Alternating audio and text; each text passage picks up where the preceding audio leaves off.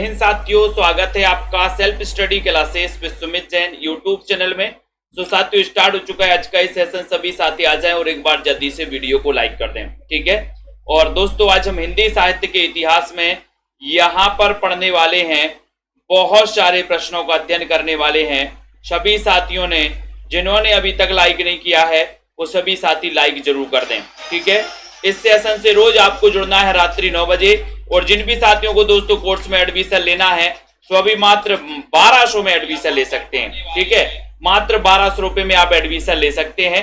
ये ऑफर चल रहा है, इस ऑफर का लाभ सभी लोगों को लेना है, ठीक है, मात्र 1200 में। और साथियों, जिनको भी पंजाब मास्टर कैडर के मॉडल पेपर परचेस करना है तो मात्र 599 में नहीं, 500 में, ठीक है। 500 में मॉडल पेपर परचेस कर सकते हो। टीजीटी पीजीटी का कोर्स जिनको भी दोस्तों एडमिशन लेना है, ट्रेंडिंग पे, टॉप ट्रेंडिंग पे चल रहा है ये कोर्स दोस्तों अभी, है ना। तो जिनको भी ये एडमिशन लेना है इसमें भी आप 1200 में एडमिशन ले सकते हैं, ठीक है। बहुत ही बढ़िया ये कोर्स है जिसमें लाइव क्लासें भी हैं, टेस्ट भी हैं, है ना। और ये दोस्तों जो 3000 प्रश्नों की टेस्ट सीरीज है, ये टेस्ट सीरीज बहुत ही बढ़िया टेस्ट सीरीज बनाई गई है ना। ये टेस्ट सीरीज अपने घर पर मंगवा सकते हो मात्र 599 में, ठीक है।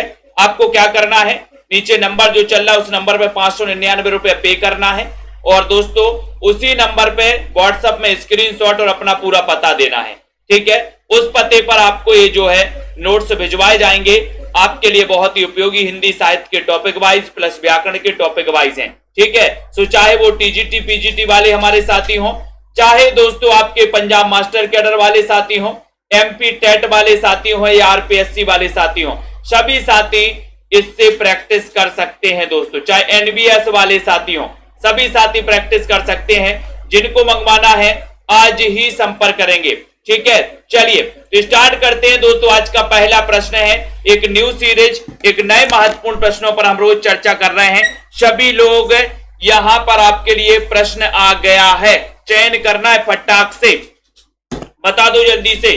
साहित्य का इतिहास, जनता की चित्तवृत्ति का इतिहास है, ये कथन किसका है? ये कथन किसका है? रामकुमार वर्मा का, हजारी प्रसाद द्विवेदी का, गणपति चंद्रगुप्त का या आचार्य रामचंद्र शुक्ल का? साहित्य का इतिहास, जनता की चित्तवृत्ति का इतिहास है, ये जो कथन है ये कथन किसका है? अच्छा क्वेश्चन है, 1 नंबर का क्वेश्चन है, सभी लोग बताएंगे। साहित्य का इतिहास, जनता की चित्तवृत्ति का इतिहास, सभी लोग बिल्कुल राइट आंसर बता रहे हैं कि सर ये जो कथन है ये कथन है रामचंद्र शुक्ल का। डी नंबर, कई बार ये परीक्षाओं में पूछा गया दोस्तों, बहुत बढ़िया, ठीक है, वेरी गुड, कई बार पूछा गया है रीनू जी। अगला क्वेश्चन है, इतिहास के प्रति भारतीय दृष्टिकोण किस प्रकार का रहा है? आदर्श मूलक एवं अध्यात्मवादी, वस्तुपरक, तथ्यपरक या फिर सत्यवादी? 2 नंबर का क्वेश्चन है, भारतीय इतिहास के प्रति भारतीय दृष्टिकोण किस प्रकार का रहा?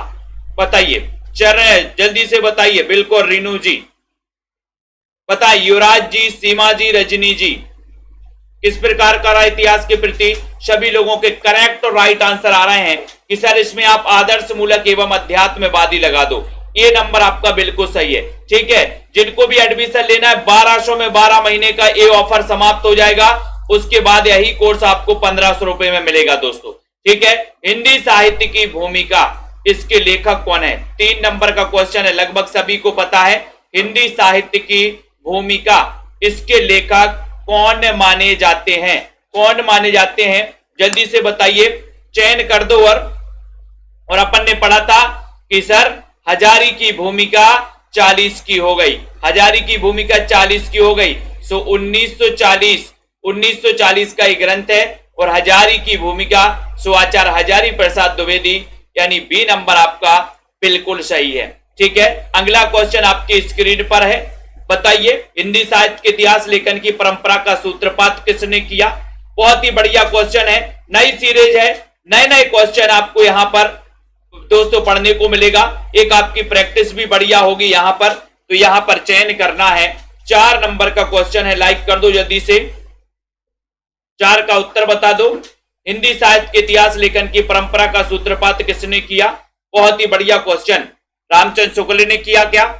ग्रियर्सन ने, गार्सा दत्तासी या फिर शिव सेंगर ने? और सभी का उत्तर जा रहा है कि सर इसमें आप सी नंबर लगा दो। सी नंबर यानी गारसा दा तासी। इस्तिवार द ललितुर हिंदुस्तानी, ये ग्रंथ लिखा था इन्होंने, किस भाषा में लिखा था? फ्रेंच भाषा में लिखा था। ठीक है, तो सबसे पहले जो प्रयास किया था वो किसने किया था? गारसा दा तासी ने। आचार्य रामचंद्र शुक्ल के इतिहास ग्रंथ का नाम बताइए। शुक्ल का इतिहास ग्रंथ कौन सा है जो हिंदी शब्द सागर की भूमिका में हिंदी साहित्य का विकास नाम से प्रकाशित हुआ था? कब हुआ था? 1929 में हुआ था। ये क्वेश्चन पिछली बार भी आया था दोस्तों, पीजीटी में आया था शायद, कि जो रामचंद्र शुक्ल जी का ग्रंथ था वो किस शीर्षक से प्रकाशित हुआ था या किसकी भूमिका में प्रकाशित हुआ था। ये क्वेश्चन हमेशा पूछा जाता है और आपका उत्तर है कि सर हिंदी साहित्य का इतिहास। ठीक है, ये नंबर आपका सही है। इनमें से असत्य कथन कौन सा है? असत्य कथन बताना है, बताओ। शुक्ल जी का इतिहास ग्रंथ 1929 ईस्वी में प्रकाशित हुआ। गारसा दा तासी हिंदी साहित्य के इतिहास के प्रथम लेखक हैं। शिवसेन सरोज में 1000 कवियों का विवरण है। हिंदी साहित्य का आदिकाल डॉक्टर नगेंद्र की रचना है। तो बताइए कौन सा गलत है? कौन सा गलत है? गलत बताना है। बहुत ही बढ़िया क्वेश्चन है, गलत बता दो जल्दी से एक बार, कौन सा है बताइए। 6 नंबर का क्वेश्चन है। 6वें नंबर के क्वेश्चन में सभी को आंसर बताना और गलत बता देना एक बार, गलत कौन सा है। और लगभग सभी लोगों ने बताया कि सर हिंदी साहित्य का जो आदिकाल है, ये आदिकाल है ना 1952 में इसकी रचना की थी हजारी प्रसाद द्विवेदी ने, डॉक्टर नगेंद्र ने नहीं की थी। यानी उत्तर आपका डी की तरफ सही हो जाएगा। ठीक है, इनमें से अशुद्ध जोड़ा छांटिए। अशुद्ध जोड़ा कौन सा है? राजस्थानी साहित्य, राजस्थानी भाषा और साहित्य का इतिहास, हिंदी साहित्य का वैज्ञानिक इतिहास, हिंदी साहित्य का दोस्तों वैज्ञानिक इतिहास और शिवसेन सरोज। चयन करो। गलत कथन कौन सा है?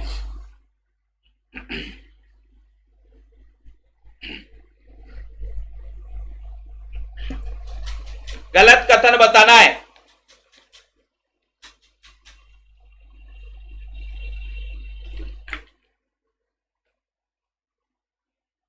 बोले सर गलत कथन है कौन सा? सी नंबर। हिंदी साहित्य का वैज्ञानिक इतिहास लिखा था किसने? गणपति चंद्रगुप्त ने। सी नंबर आपका बिल्कुल सही है। ठीक है, जॉर्ज ग्रियर्सन ने तो modern vernacular literature of northern Hindustan की रचना की थी। ठीक है, तो आपका उत्तर सी है। हिंदी साहित्य के सर्वप्रथम इतिहास ग्रंथ का रचना काल क्या है? रचना काल बता दो। हिंदी साहित्य के सर्वप्रथम इतिहास ग्रंथ का रचना काल क्या माना जाता है? 1883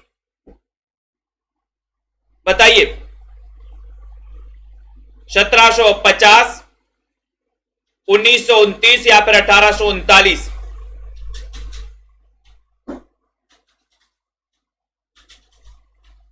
और आपका सही उत्तर जा रहा कि सर ये जो है 1839 में इसका प्रथम भाग हुआ था, फिर 1847 में इसका द्वितीय भाग।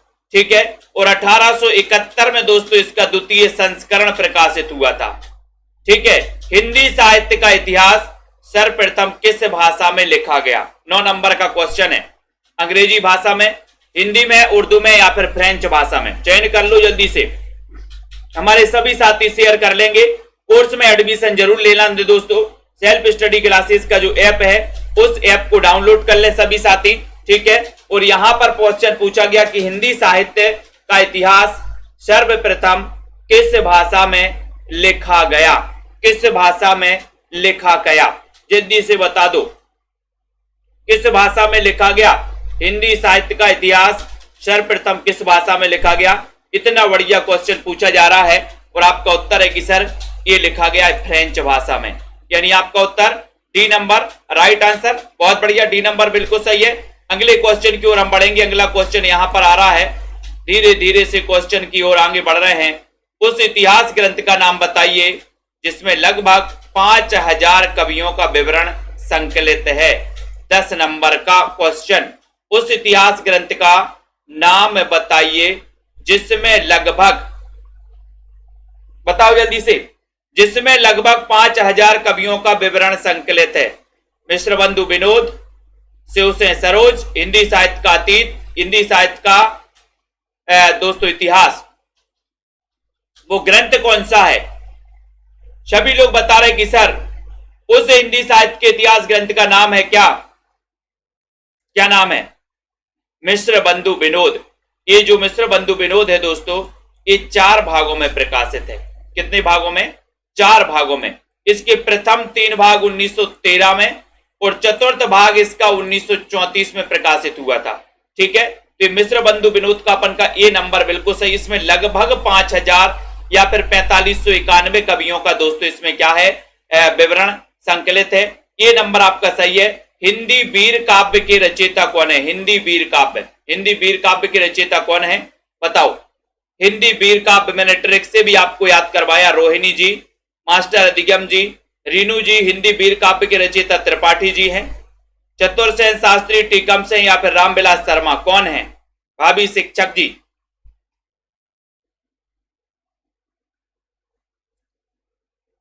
और सभी लोगों का आंसर आ रहा है कि सर वीर जो होते हैं वो टीका लगाते हैं, टीका, तो टीकम से हैं। वीर क्या लगाते हैं? टीका, तो टीका से क्या बनेगा? टीकम से, यानी सी नंबर आपका बिल्कुल सही है। नागरी प्रचारणी सभा द्वारा प्रकाशित हिंदी साहित्य के बृहत इतिहास के कुल कितने खंड हैं? 12, 18, 15 या फिर 10? नागरी प्रचारणी सभा द्वारा प्रकाशित हिंदी साहित्य के बृहत इतिहास के कुल कितने खंड हैं? कुल कितने खंड हैं बताइए डीबी गेमर जी। 12 नंबर का क्वेश्चन है और 12 नंबर के क्वेश्चन में आपका उत्तर जा रहा है कि सर नागरी प्रचारणी सभा द्वारा प्रकाशित जो हिंदी साहित्य का बृहत इतिहास है, इसमें कुल खंड जो हैं वो कितने खंड हैं? 18 खंड हैं, है ना। तो आपको विकल्प अनुसार वैसे 18 खंड ही माने जाते, पहले 16 फिर बाद में 2 खंड और प्रकाशित हुए, तो 18 यानी कि बी नंबर। ठीक है। नागरी प्रचारणी सभा काशी द्वारा प्रकाशित हिंदी साहित्य के इतिहास के 6वें खंड रीति काल के संपादक कौन है? बहुत अच्छा क्वेश्चन है, 13 नंबर का क्वेश्चन है। 6वें खंड रीति काल के संपादक कौन है? आचार्य शुक्ल। बताइए। हजारी प्रसाद द्विवेदी। वो विकल्प अनुसार उत्तर लगाते हैं शिल्पा जी। अगर विकल्प में 16 दिया जाता तो आप 16 लगाइए और 18 दिया जाता तो 18, है ना। तो यहां पर आपका उत्तर क्या हो जाएगा? 13 नंबर का क्वेश्चन है और 13 नंबर में इसका जो संपादन किया है वो किया डॉक्टर नगेंद्र ने। डॉक्टर नगेंद्र ने रीति काल का संपादन किया। सी नंबर सही है। कविता कौमुदी के रचनाकार कौन है? कविता कौमुदी के रचनाकार कौन है? श्याम सुंदर दास हैं, रसखान है, रामनरेश त्रिपाठी हैं, सूर्यकांत शास्त्री हैं। बताइए कविता कौमुदी के रचयिता कौन है? कविता कौमुदी के रचयिता कौन है? 14 नंबर का क्वेश्चन है। 14 नंबर के क्वेश्चन में सभी लोग बताएंगे और आप सभी का आंसर चला गया कि सर कविता कौमुदी आपने पूछा है, तब आप उत्तर लगा देना राम नरेश त्रिपाठी। राम नरेश त्रिपाठी के बारे में अपन जानते हैं, है ना। इनका भी जन्म हुआ था 1889 में, 1889 में जन्म हुआ था और ये दोस्तों द्विवेदी युग के श्रेष्ठ कवि माने जाते हैं राम नरेश त्रिपाठी। ठीक है।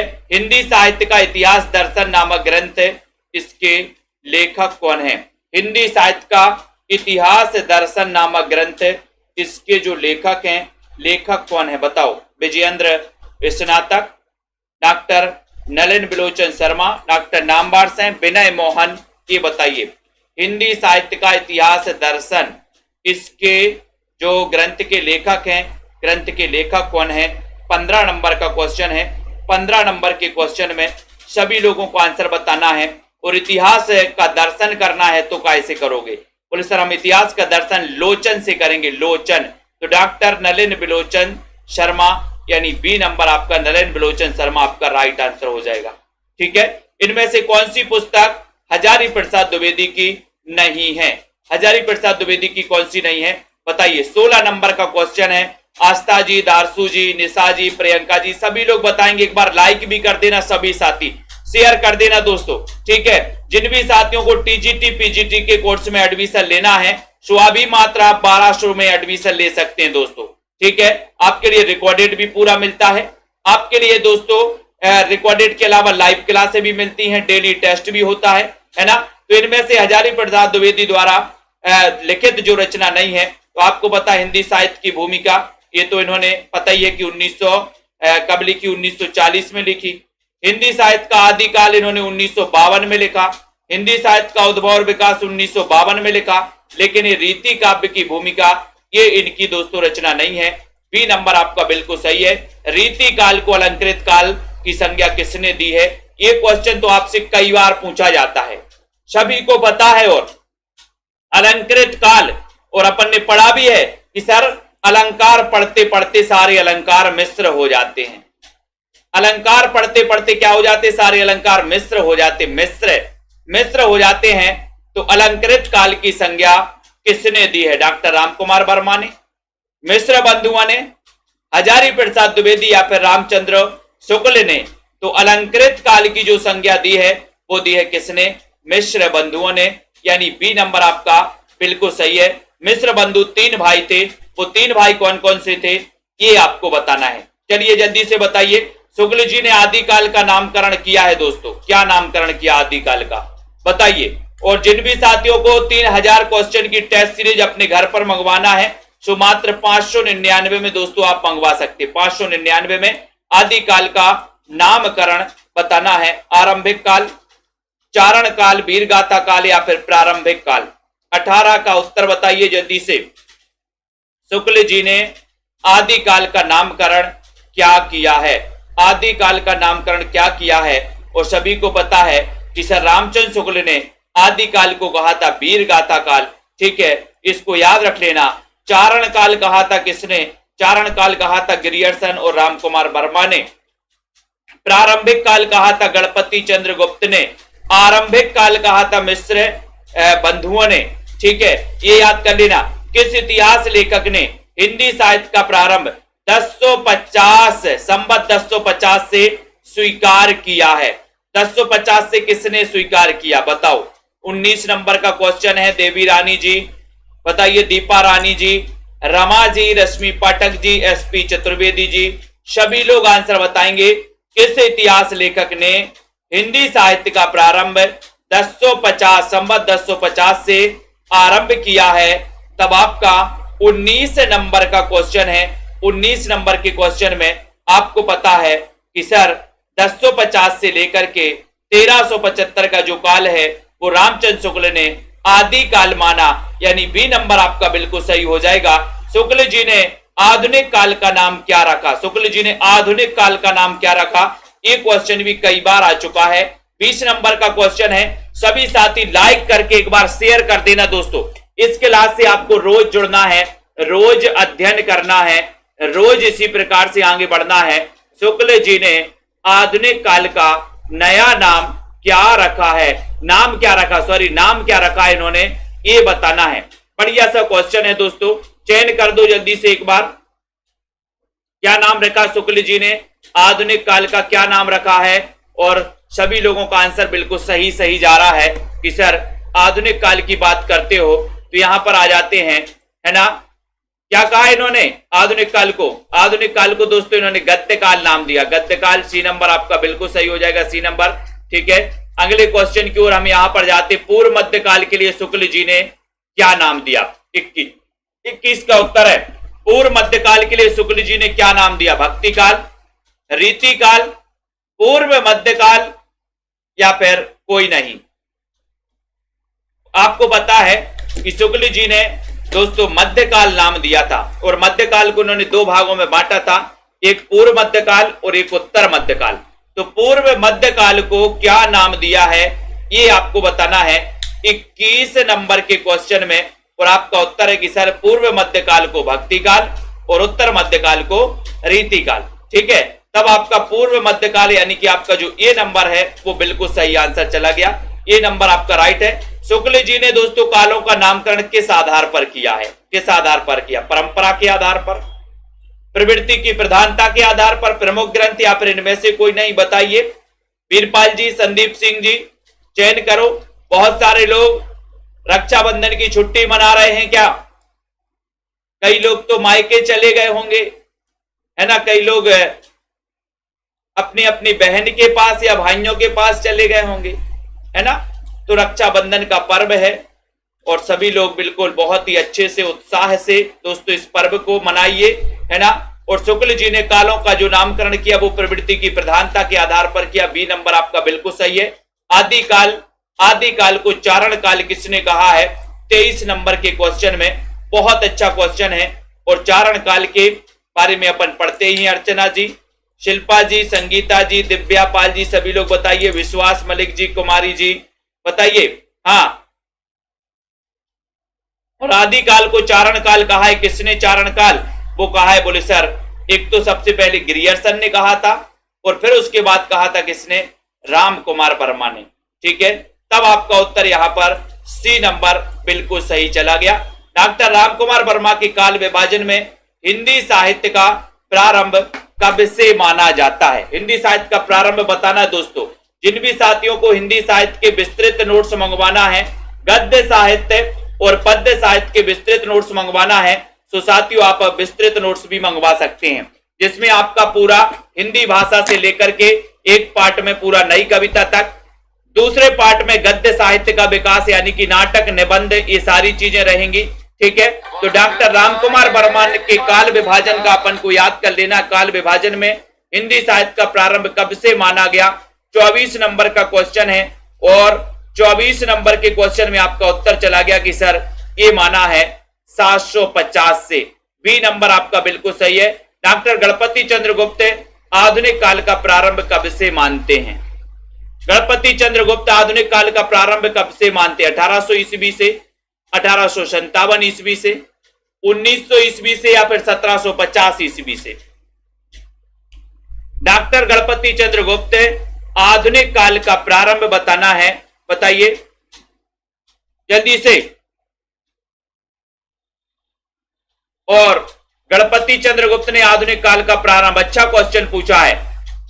अलग और हटके आधुनिक काल का प्रारंभ यानी 25 नंबर के क्वेश्चन में, और सभी लोग आंसर बता रहे हैं कि सर गणपति ने माना है 1857 से, है ना। जब अपनी संतान होती ना तो अपन कहां जाते हैं? बोले सर आधुनिक काल में, पहले का पता नहीं, आधुनिक काल में जब संतान होती है तो गणपति के पास जाते हैं, है ना, क्योंकि बुद्धि के देवता तो वो ही हैं, उनके बिना पत्ता नहीं हिलता।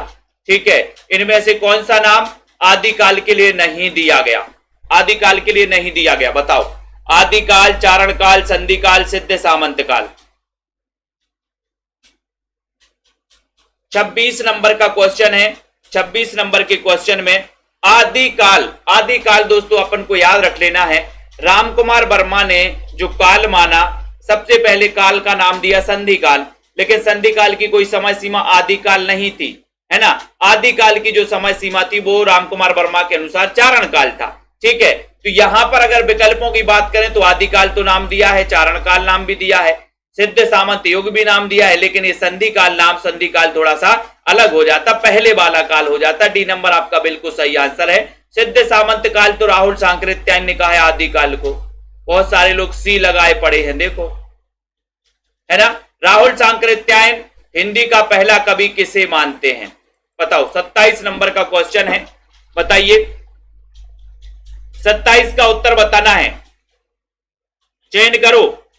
सुनीत जी, अंकित जी, राहुल सांकृत्यायन हिंदी का पहला कवि किसे मानते हैं? बहुत ही बढ़िया क्वेश्चन है। इतना अच्छा क्वेश्चन पूछा गया। लुईपा को, सरहपा को, शालीभद्र को या फिर चंद्र बरदाई को? 27 का उत्तर राइट आंसर है कि सर हिंदी का पहला कवि मानते किसको? सरहपा को। सरहपा यानी बी नंबर आपका सरहपा बिल्कुल सही है। ठीक है, अगले क्वेश्चन की ओर जाएंगे। सरहपा का समय, है ना, सांकृत्यायन जी के अनुसार क्या है? राहुल सांकृत्यायन जी के अनुसार क्या है सरहपा का समय? बता दो जल्दी से, एक बार फटाक से चयन कर दो। बहुत ही अच्छा क्वेश्चन है, 28 नंबर का क्वेश्चन है। चयन कर दो जल्दी से, सरहपा का समय सांकृत्यायन जी के अनुसार क्या है? राहुल सांकृत्यायन के अनुसार क्या है 28 नंबर में? और 28 नंबर का उत्तर है कि सर राहुल सांकृत्यायन के अनुसार है 7वीं सदी। 7वीं सदी यानी ए नंबर आपका सही है। ठीक है। और वैसे अपन पढ़ते तो 7वीं 8वीं सदी ऐसा माना जाता है। हिंदी का पहला ग्रंथ कौन सा है? हिंदी का पहला ग्रंथ बता दो। 29 नंबर का क्वेश्चन है। हिंदी का पहला ग्रंथ कौन सा माना जाता है? पहली रचना कौन सी मानी जाती है? रेखा त्रिपाठी जी, रीता जी, सभी लोग बताएंगे। और जिन भी साथियों को एडमिशन लेना है सो 1200 में 12 महीने के लिए आप एडमिशन ले सकते हैं। ठीक है। जिन भी साथियों को दोस्तों 215 कवियों की टेस्ट सीरीज खरीदना है तो वो 215 कवियों की टेस्ट सीरीज, 215 कवियों का परिचय की टेस्ट सीरीज, वो भी आप लोग खरीद सकते हैं दोस्तों। ठीक है। हिंदी साहित्य का ऐप भी डाउनलोड कर लें आप सभी। ठीक है। और जिन भी साथियों को दोस्तों 3000 क्वेश्चन की टेस्ट सीरीज अपने घर पर मंगवाना है तो ये टेस्ट सीरीज मात्र 599 में अपने घर पर मंगवा सकते हो। ठीक है। हिंदी का पहला ग्रंथ माना जाता है श्राप का चार। इसके रचनाकार कौन है? देवसेन। और दोस्तों ये जो रचना है ये 933 ईस्वी की रचना मानी जाती है। कौन सी? श्राप का चार। श्राप का चार के रचयिता कौन है? 30 नंबर के क्वेश्चन में फिर आपसे पूछ लिया गया। सभी लोग बताएंगे। रश्मि पाठक जी, संदीप जी, अशोक प्रजापति जी। श्राप का चार के रचयिता कौन है? देवसेन, धनपाल, रामसेन या फिर जो हिंदू माने जाते हैं। चयन कर दो, एक बार शेयर भी कर दो अपने साथियों को। इतना बढ़िया सेशन, इतना बढ़िया, बहुत ही बढ़िया सेशन आपसे दोस्तों यहाँ पर रोज रात्रि 9 बजे चलता है। और लाइक में अभी बहुत कमी चल रही है, सभी साथी लाइक जरूर कर दें एक बार। श्राप का चार के रचयिता कौन है? बहुत अच्छा क्वेश्चन और आपका उत्तर चला गया देवसेन। श्राप का चार की रचना कब हुई? 31 नंबर में। रचना कब हुई ये भी बताना है। 900 ईस्वी, 933 ईस्वी, तो लगभग आपका सही आंसर चला गया कि सर 933 ईस्वी। बी नंबर आपका बिल्कुल सही है। जगनिक द्वारा रचित वीर रस प्रधान ग्रंथ का नाम क्या है? वीर रस प्रधान ग्रंथ का नाम बताना है। बीसल देव रासो, कुमार रासो, परमाल रासो, पृथ्वीराज रासो। बताओ। जगनिक, जगनिक की बताना है।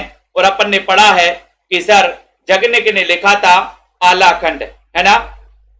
12 बरस लो कुकर जीवे, अरु 13 लो जिए सियार, बरस 18 क्षत्रिय जीवे, आगे जीवन को धिक्कार, है ना। ये क्या है? आला। आला है। और आला वर्षा ऋतु में गाया जाता है। और आपको पता है कि जो आला है ये बुंदेली की एक उपबोली है, बनाफरी। बनाफरी में ये लिखा गया है दोस्तों। कौन सी? आला। वर्षा ऋतु में गाया जाता है। और जगनिक का ये ग्रंथ है परमाल रासो। आला खंड का एक अन्य नाम है परमाल रासो। सी नंबर। आला खंड किस रचना का लोकप्रिय नाम है? ये क्वेश्चन पूछा गया। 33 नंबर का क्वेश्चन है। दारसू जी, श्वेता जी, सभी लोग बता दो आला खंड। आला खंड के बारे में, आला के बारे में आपको पता ही है। और सभी का आंसर जा रहा कि सर ये जो आला खंड का जो लोकप्रिय नाम है वो है परमाल रासो। ये नंबर। इसके रचयिता कौन है?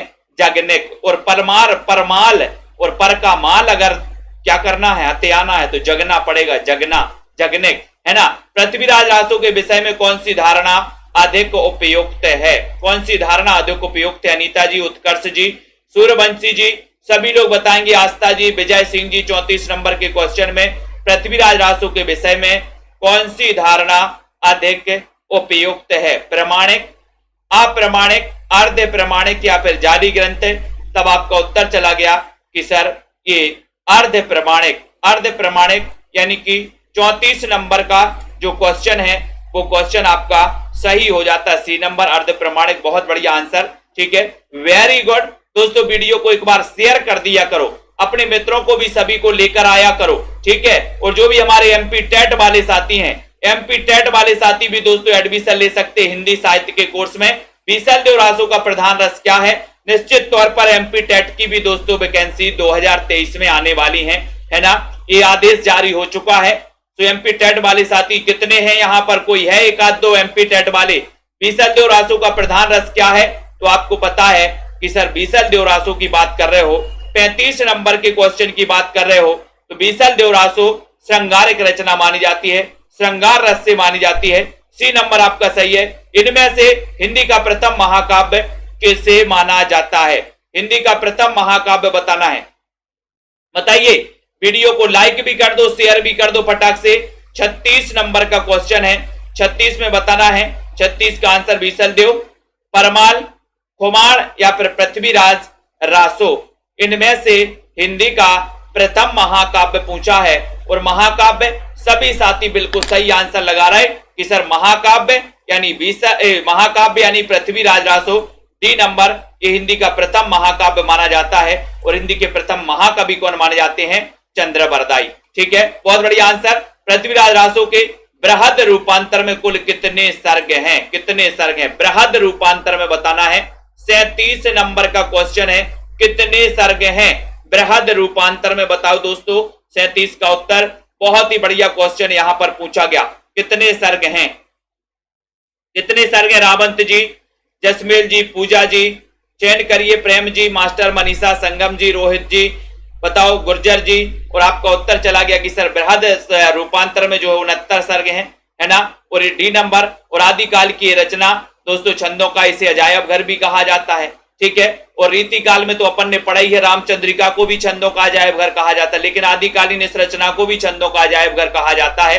ठीक है, रासो शब्द की व्युत्पत्ति के संबंध में सर्वाधिक उपयुक्त मत कौन सा है? बहुत अच्छा क्वेश्चन पूछा गया यहाँ पर। सत्येंद्र कुमार जी जल्दी से बता दो, मजा आ गया, क्वेश्चन इतना बढ़िया पूछा गया है, सभी लोगों ने बहुत बढ़िया चर्या से पढ़ा था, है ना। तो 38 नंबर के क्वेश्चन में चयन कर दो, वीडियो को लाइक कर दो, शेयर कर दो दोस्तों। और जिनको भी एडमिशन लेना, ऑफर चल रहा है और ये ऑफर सीमित समय के लिए है, यानी कि यही कोर्स है, इस ऑफर के बाद आपको 1500 रुपए में मिलेगा दोस्तों, यही कोर्स।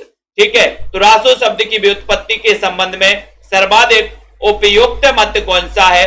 तो उपयुक्त मत यानी कि 38 नंबर का क्वेश्चन है और 38 नंबर के क्वेश्चन में सर्वाधिक उपयुक्त जो मत है वो मत है रासो शब्द की उत्पत्ति रासक से हुई है। ये रासक वाला जो मत है, ये रासक वाला मत है, ये सर्वाधिक उपयुक्त माना जाता है दोस्तों, है ना। रसायन से तो शुक्ल ने माना, लेकिन सर्वाधिक उपयुक्त की जब बात आती है तो आपको रासक लगाना है। ये सर्वाधिक उपयुक्त मत माना जाता है रासक वाला। ठीक है, बहुत बढ़िया। ठीक है, अगला क्वेश्चन, रसायन से रामचंद्र शुक्ल ने माना है। ठीक है, अब रास से किसने माना? रास से बता दो जरा, रास से किसने माना? बताइए, हिंदी भाषा साहित्य जी, बताइए संजू कुमारी, है ना। आदिकाल में मनोरंजक साहित्य की रचना किसने की? आदिकाल में मनोरंजक साहित्य, बहुत अच्छा क्वेश्चन है। 39 नंबर का क्वेश्चन है, जल्दी से बताओ, चयन करिए जल्दी से 39 का उत्तर और वीडियो को लाइक कर दो जल्दी से। सीमा जी, अनिल जी, नंदलाल जी। और मनोरंजक साहित्य किसने लिखा है? आपको पता है 39 नंबर के क्वेश्चन में अमीर खुसरो, खड़ी बोली के प्रथम कवि माने जाते हैं अमीर खुसरो।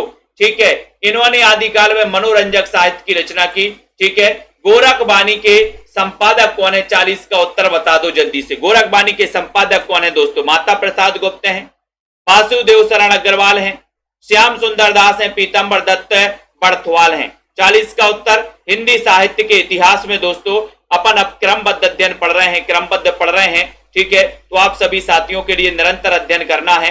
गोरखबानी के संपादक कौन है? एक अच्छा क्वेश्चन है और सभी को पता है कि सर गोरखबानी के जो संपादक हैं वो संपादक हैं पीताम्बर दत्त बड़थवाल, यानी आपका उत्तर डी नंबर बिल्कुल सही है। इनमें से सही कथन कौन सा है? सही कथन बताओ। अधिकांश रासों काव्य प्रमाणिक है, अधिकांश रासों काव्य अप्रमाणिक है, बीसल देव रासो वीर रस प्रधान ग्रंथ है, या फिर पृथ्वीराज रासो में वीर रस की प्रधानता है। 41 का उत्तर जल्दी से चयन कर लो। अधिकांश रासो काव्य प्रमाणिक है, अधिकांश रासो काव्य अप्रमाणिक है। कौन सा कथन दोस्तों सही है? 41 नंबर के क्वेश्चन में ऐसे भी कई बार क्वेश्चन पूछे जाते हैं।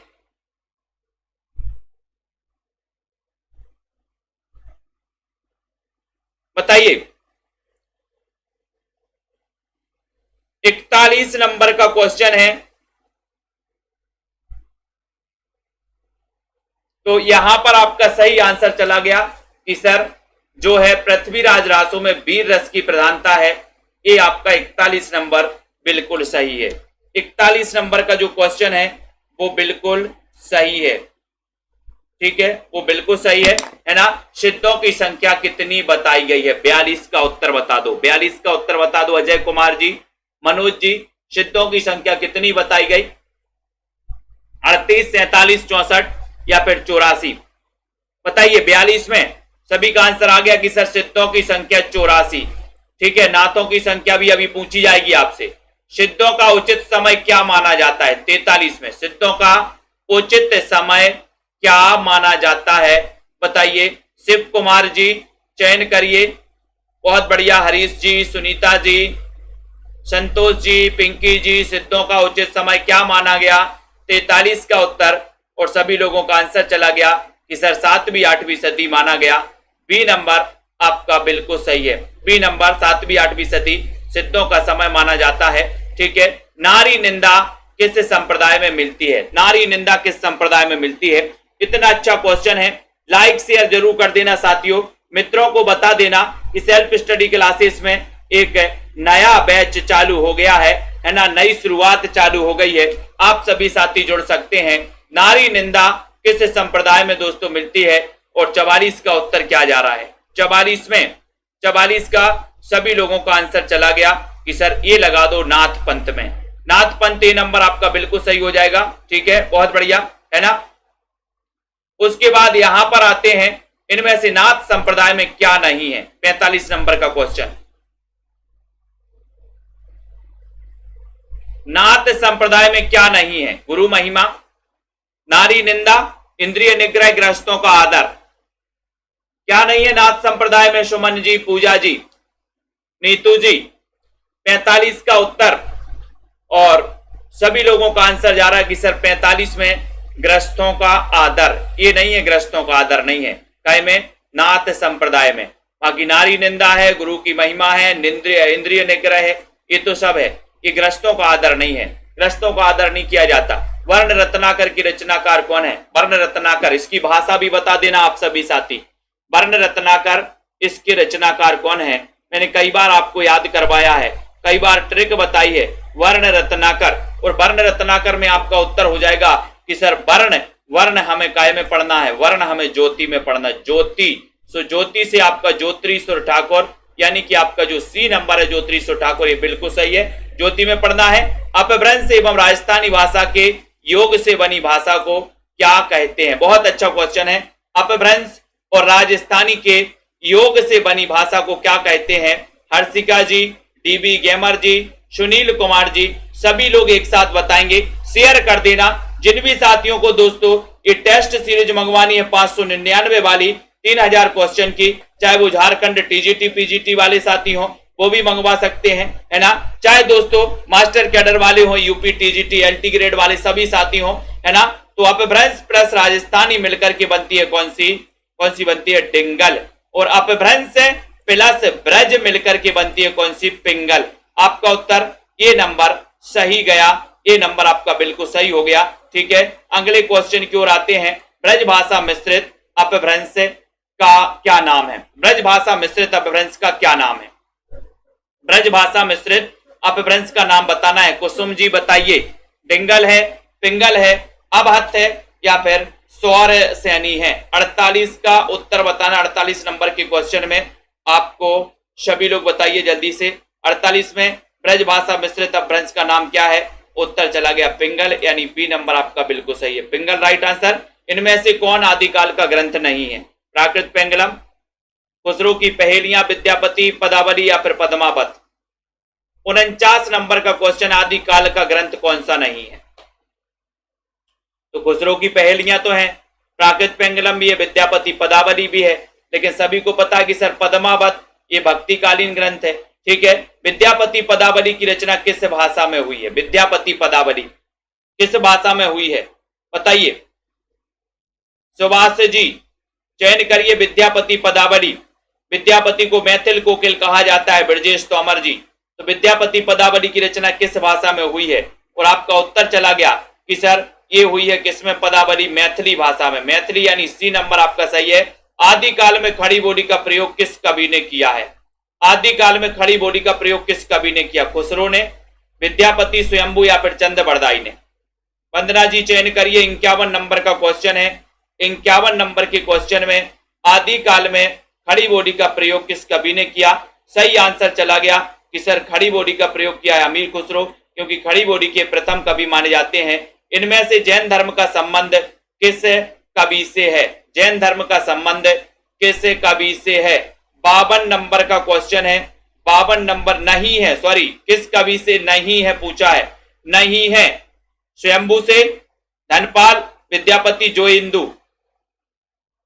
चयन कर दो, एक बार शेयर कर दो हमारे सभी साथी दोस्तों।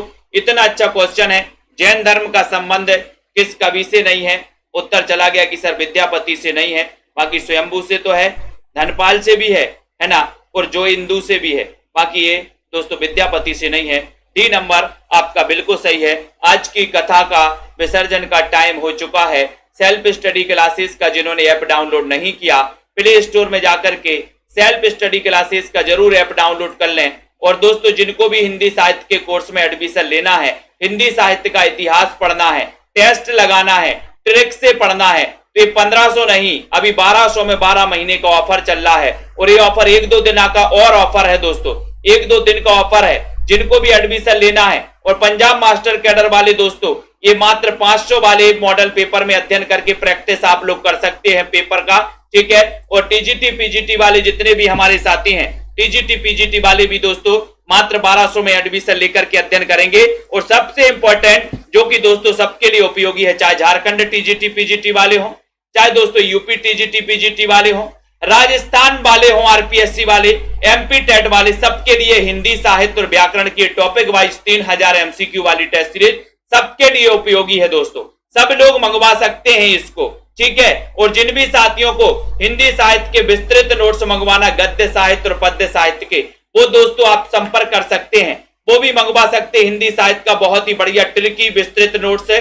रमा जी, कंचन जी, सुनील जी, ठीक है, दीक्षा यादव जी, राजीव जी, प्रियंका, ममता जी, आनंद जी, अमन जी, रीनू जी, रावंत, प्रज्ञा, युवराज जी, हरप्रीत जी, ठीक है, राजीव, रेखा जी, तनु जी, लवली जी, पूजा जी, राजेश्वरी जी, राधिका जी, राजीव मौर्य जी, सभी साथियों को बहुत बहुत धन्यवाद। संदीप विश्वकर्मा जी, प्रियंका जी, SPM जी, माया जी, राजीव जी, लवली ठाकुर जी, ठीक है, आराध्या पाल जी, सुमन जी, अयोध्या जी, ठीक है, शांति वर्मा जी, सैली खान जी, सुनीत जी, बिंदु लता जी, नीतू गुप्ता जी, बीनू जी, पूनम जी, ठीक है, सुरेंद्र जी, बहुत बढ़िया, विशाल जी, रीता यादव जी, ठीक है, पिंकी जी, संदीप, संतोष, नीतू जी, सूर्यवंश जी, मनोज जी, सुनीत जी, वंदना जी, मनीषा गिल जी, संदीप सिंह जी, राकेश जी, गुंजन जी, सभी साथियों को बहुत बहुत धन्यवाद। पढ़ते रहें, अध्ययन करते रहें। जिनको भी एडमिशन लेना है, ऑफर अभी चल रहा है, ऑफर का लाभ सभी लोग ले सकते हैं, ठीक है। ये भी अपन को याद करना है सभी साथ।